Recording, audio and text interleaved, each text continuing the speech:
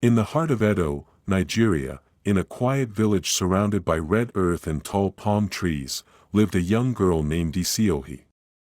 Her mother had died when she was only 6, and not long after, her father, Pa Damudi, married another woman named Mama Fola. At first, Mama Fola seemed kind.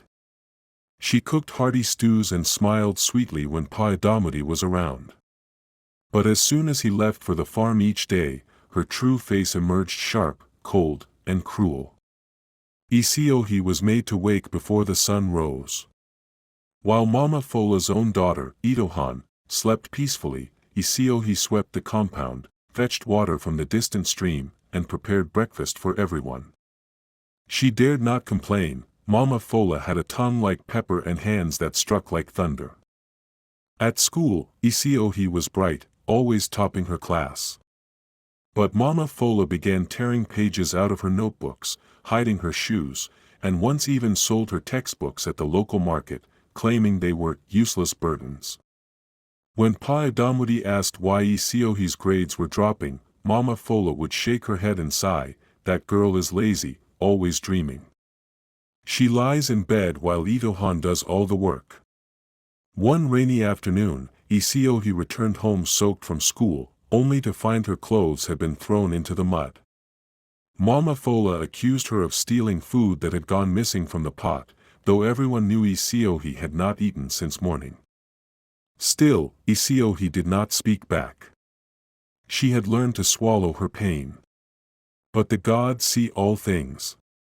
One evening, while Isiohi was scrubbing the floor, an old woman arrived at their compound, weary and soaked from the rain.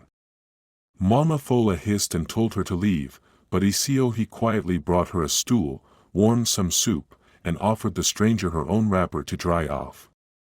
The woman looked into Isiohi's eyes and whispered, "Kindness shines even in darkness."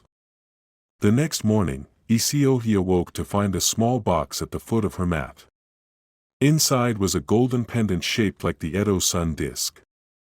As soon as she touched it, a calm strength filled her heart. That same week, a scholarship officer visited the village school, looking for a student to sponsor to study in Benin City. Despite Mama Fola's efforts to sabotage her again, Isiohi's talent and kindness spoke louder. She was chosen. When the day came for her to leave, Pa Damudi wept with pride. Mama Fola could only watch, bitter and ashamed, as the whole village came to see Isiohi off. The same woman she had tried to break was now the girl everyone celebrated. Years later, Isiohi returned to the village, this time in a big car, as a successful lawyer and advocate for children's rights in Edo State. She built a school and a shelter for abused children, and though she never sought revenge, her success was the quiet answer to all the pain she had endured.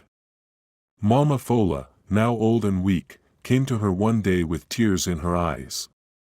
And Isiohi, with the same kindness she showed the old woman in the rain, offered her a seat and a warm bowl of soup.